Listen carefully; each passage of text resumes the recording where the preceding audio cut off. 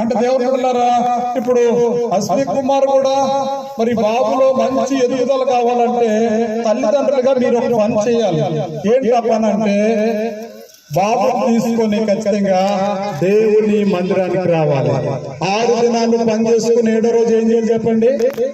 దేవుని మందిరానికి రావాలి. అప్పుడు బిడ్డకు మంచి జ్ఞానవంతుడు అవుతాడు. బైబిల్లో ఉంటది, బుద్ధి జ్ఞానము సర్వ సంపదలు నాయందు గొప్పతములై ఉన్నవి అని రాయబడి ఉంటది.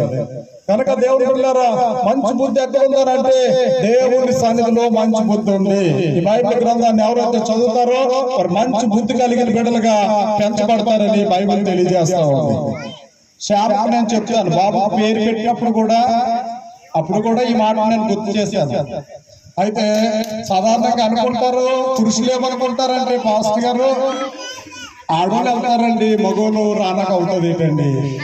లేదు, దేవుని దగ్గరికి స్త్రీ పురుషులు ఇరువురు కూడా, భార్య భర్తలు ఇద్దరు కూడా వెళ్ళాలి. అలా వెళ్ళినప్పుడు దేవుడు బిడ్డలారా, దేవుడి ఆశీర్వాదము ఎంతో గొప్పది.